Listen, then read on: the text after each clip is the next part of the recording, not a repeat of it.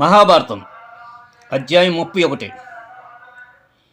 ఇంద్రియానందలో ఏమీ ఎరుక్కుండా ఎవరైనా బాల్యం నుంచి పెరిగితే అతడు నిరంతర బ్రహ్మచర్య వృతుడనే అవుతాడని అనుకోవడం పొరపాటు.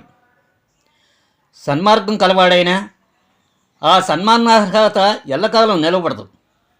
దీనికి ఉదాహరణగా ఈ దిగు కథ రామాయణంలో ఉంది. కానీ కథలో కొన్ని మార్పులున్నాయి. సృష్టికర్త బ్రహ్మలా ప్రకాశించే వివాంకుడనే మహాముని తన కుమారుడుకు ఋషిశృంగుడితో అడవిలో నివసిస్తున్నాడు.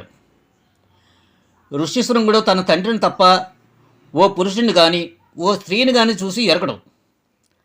అసలు ప్రజలనే చూడలేదు. అంగదేశంలో ఒకసారి భయంకరమైన కరువు వచ్చింది. వర్షాలు లేక పంటలు ఎండిపోయాయి. ఆహారం దొరక్క ఎంతోమంది ప్రజలు మరణించారు. సజీవ జంతుజాలం ఎంతో కష్టదశలో ఉంది. ఆ దేశరాజు రామపాదుడి బ్రాహ్మణుల వద్దకు వెళ్ళి తన దేశాన్ని కరువు నుంచి రక్షించే మార్గాన్ని ఉపదేశించాలని ఓడికున్నాడు. దానికి బ్రాహ్మణులు, ఓ రాజోత్తమ, వృణ్యశృంగుడు అనే ఋషి బాలుడు ఉన్నాడు. అతడు నిష్కలంక బ్రహ్మచారి. అతను మన రాజ్యానికి ఆహ్వానించండి. తాను ఎక్కడికి వెళ్ళినా అతడు తన తపశ్శక్తితో వర్షం, సంపద తన వెంట వచ్చేటట్టు గొప్ప వరం సంపాదించాడు అని చెప్పారు. విభాంకుడిని ఆశ్రమం నుంచి ఋషిశృంగుడిని తన రాజ్యాన్ని తీసుకొచ్చే విధం గురించి రాజు తన మంత్రులతో చర్చించారు.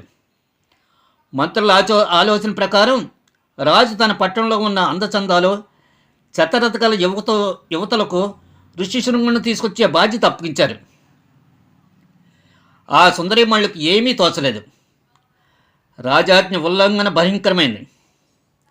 అటు ఋషి ఆగ్రహానికి గురి కాగలమో అనే భయం. భగవంతుడిపై భారం వేసి తాము చేసే కార్యం దేశంలోని కరువు పోగొట్టి మంచి మార్గానికి తెచ్చే ఘనకార్యంను ఊహించి ఆ వనితలు తన పనిపై వెళ్ళడానికి నిశ్చయించారు. విభాంకుడు ఆశ్రమానికి బయలుదేరే లోపు తమ కార్యసాధన కావలసిన ఉపకరణాలన్నీ సిద్ధం చేసుకున్నారు. ఆ వనితల నాయకురాలు ఓ పెద్ద పడవను అలంకరించింది. పడవనంతా పలవృక్షాలు, తీగలు, పువ్వులు ఉండేలా ఏర్పాటు చేసింది. ఆ తోట మధ్య ఓ కృత్రిమ ఆశ్రమాన్ని కూడా తయారు చేయించింది. నంది చెంత ఉన్న విభాంకుడికి ఆశ్రమానికి సమీపంగా పడవను నిలిపారు. వనితలందరూ భయంతో, ఆందోళనతో ఋష్యాశ్రమం దర్శించారు. వారి అదృష్టం కొద్దీ విభాంకుడు ఆ సమయంలో ఆశ్రమంలో లేడు. ఇదే మంచి తరుణం అని భావించి ఓ సుందరి ఋషిశృంగుడి వద్దకు వెళ్ళింది. ఆమె ఋషిశృంగుడితో, పురుషోత్తమా, నీవు క్షేమమా? కావలసినవన్నీ దుంపలు, పండ్లు మీకు దొరుకుతున్నాయా? ఈ అడవిలో ఋషులు తపస్సులు సక్రమంగా నెరవేరుతున్నాయా? నీ తండ్రి కీర్తి ఇంకా వృద్ధి అవుతుందా? నీవు వేద పఠనం చేస్తున్నావు అని అడిగింది. పూర్వం ఈ విధంగానే యోగక్షేమాలు అడిగేవారు. మంచి యవ్వనంలో ఉన్న ఆ మునీశ్వరుడు ఆమె అంత మాటల మాధుర్యం ఇంతవరకన్నాడు వినలేదు. ఇలాంటి సుందర స్వరూప మనుష్య రూపమే చూడలేదు. నీవు ఎంతో ప్రకాశవంతంగా బ్రహ్మచారిలో ఉన్నావు. నీవెవరు? నీకు వందనం. నీ ఆశ్రమం ఎక్కడుంది? మీ అనుసరించే తపస్సు ఏమిటి అని ప్రశ్నించాడు ఋషిశృంగుడు. ఇక్కడి నుంచి 3 యోజనాల దూరంలో మా ఆశ్రమం ఉంది. నీకోసం పండ్లు తెచ్చాను. మీ వందనాలను అందుకోవడానికి నేను తగను. కానీ నీవు చూపిన మర్యాదలకు సపర్యలకు తిరిగి నేను చేస్తున్నాను అంటూ ఆమె ఋషిశృంగుడిని కౌగిలించుకుంది. తాను తెచ్చిన మధుర పదార్థాలను అతనికి తినిపించింది. మంచి సువాసన గల పూలమాలతో అతన్ని అలంకరించింది. అతనికి పానీయాలు ఇచ్చింది.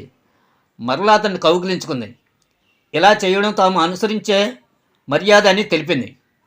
ఈ అభివాద ప్రక్రియ చాలా బాగుంది అనిపించింది ఋషిశృంగుడికి. కొంతసేపు అయిన తర్వాత విభాంకుడు వస్తాడనే భయంతో తనకి నిత్యాగ్రహోత్తర కాలం మించిపోతుందని చెప్పి అతన్ని వదిలి మెల్లమెల్లగా బయటకు వచ్చింది. విభాంకుడు తన ఆశ్రమానికి వచ్చాడు. ఆశ్రమంతా మాలిన్యంతో, మధుర పదార్థ ముక్కలతో నిండి ఉండటం చూశాడు. ఆశ్రమాన్ని శుభ్రం చేయలేదు. తుప్పలు, డొంకులు, తీగలు చిందరవందరంగా పడి అసహ్యంగా ఉంది. తన కుమారుని మొహంలో పూర్వ తేజస్సు కానరాకపోవడం గమనించాడు.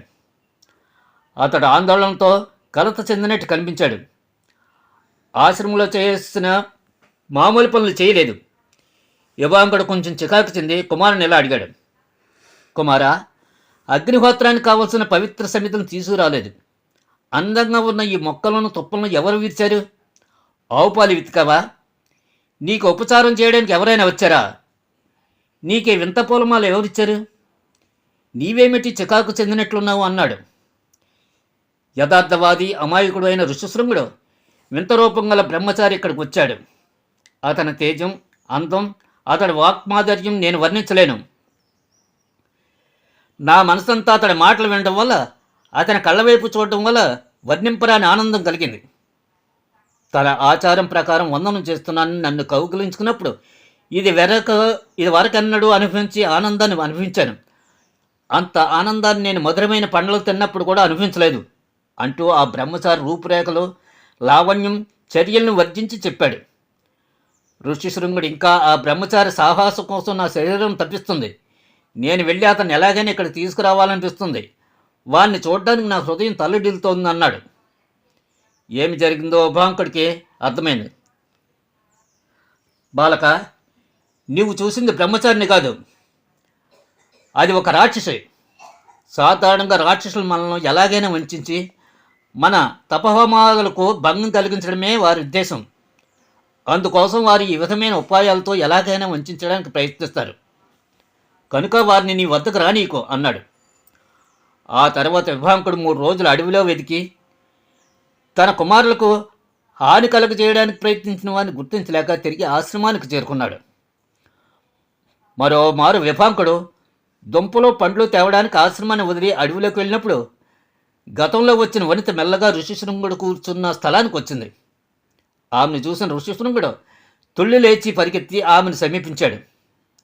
కుశల ప్రశ్నలు, వందనాలు అయిన తర్వాత ఆమెతో ఇలా అన్నాడు. ఓ తేజస్సాలి అయిన బ్రహ్మచారి, నా తండ్రి వచ్చేలాగా మీ ఆశ్రమానికి పోదాం పద అన్నాడు. వారిద్దరూ సమీపంలో ఉన్న పడవపై ఏర్పాటు చేసిన కృత్రిమాశ్రమంలోకి ప్రవేశించారు.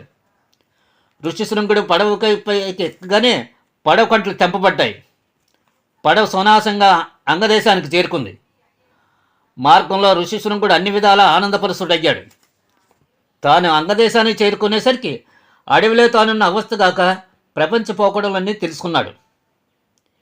ఋషిశృంగుడు రాక రోమపాదునకు ఆనందం కలుగజేసింది. తన శరీరానికి ఉపయోగకారి అయిన ఆ మునికుమారుడు అన్ని విధాలా గౌరవించి అతను తన కోటలో బాగా అలంకరించిన అభ్యంతర గృహంలో ఉంచాడు. బ్రాహ్మణులు చెప్పిన ప్రకారం ఋషిశృంగుడు కాలు పెట్టిన మొదలు వర్షాలు కురుస్తున్నాయి. నదులు, జలాశయాలు నిండాయి. ప్రజలందరూ ఆనందోత్సవాలతో ఉన్నారు. రోమపాదుడు తన కుమార్తె శాంతిను ఋషిశృంగుడికి ఇచ్చి వివాహం చేశారు. ఋషిశృంగుడిని తీసుకురావడంతో తాను అనుకున్నట్లు జరిగిన విభాంకుడు తన కుమారుని వెతుకుతూ వచ్చి తన శమిస్తాడేమోని రోమపాదుడు భయపడుతున్నాడు. కనుక రోమపాదుడు విభాంకుడు ఆగ్రహాన్ని తగ్గించడానికి ఓ ఏర్పాటు చేశాడు. విభాంకుడు తన రాజధాని నగరానికి వచ్చే మార్గంలో ఇరువైపులా పాడి పశువులు, ఇతర సామాన్ల బార్లు తీర్చి ఉండేలా ఏర్పాటు చేసి గోపాలకులతో, వారెవ్వరు అంటే ఋషిశృంగుడు నౌకరులమని, వారి జనకులు విచ్చేస్తున్నారు కావున వారిని గౌరవించడానికి అవసరమైన సపర్యలు చేయడానికి వచ్చామని చెప్పే ఏర్పాట్లు చేశారు. ఆశ్రమ ప్రాంతంలో తన కుమారుడు కనిపించకపోవడంతో మహాకోపం చెందిన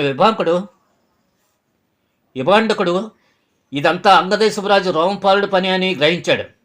వెంటనే బయలుదేరి కొన్ని నదులను, గ్రామాలను దాటి రోమపాదుడు పట్టడానికి వస్తున్నాడు. అతన్ని భస్మం చేయాలన్నంత ఆగ్రహంతో ఉన్నాడు. తాను వచ్చే మార్గంలో తను బస చేసే ప్రతి చోట తన కుమారుని గొప్ప గొప్ప పశువులతో నౌకర్లకు ఆయనకు సపర్యలు చేశారు. తాను రాజ్యాన్ని వచ్చేసరికి తన కోపం అంతా దిగిపోయింది. తాను పట్టణంలో ప్రవేశించిన వెంటనే గొప్ప మర్యాదతో స్వాగతం పలికారు. ఆయన రాజమందిరానికి తోడుకుని వెళ్ళారు. ఆ మందిరంలో అతడికి తన కుమారుడు ఋషిశృంగుడు సభ తీర్చి ఉండటం దేవరాజు అయిన ఇంద్రుడిలో కనిపించాడు.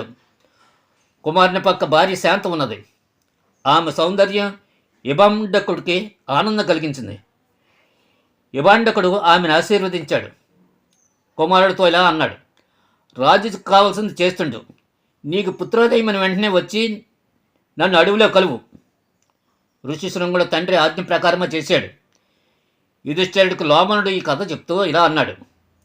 దమయంతి నలుడు, సీతారాముడు, అరుంధతి, వశిష్ఠుడు, లోపాముద్ర, అగస్త్యుడు, ద్రౌపది నీవు మాదిరిగా శాంత ఋష్యంగుడు యోగి కాలంలో అడవులకు వెళ్ళి శేష జీవితాన్ని అన్యోన్య ప్రేమతోనూ భగవంతుడి పూజలోనూ గడిపారు. మనం ఉన్న ఈ ప్రదేశం ఋషిశృంగ మహాముని ఉండేది. ఈ గంగలో మునిగి పవిత్రులు కండి. పాండవులు స్నానమాడి ఆర్ఘ్యాదులు ఇచ్చారు.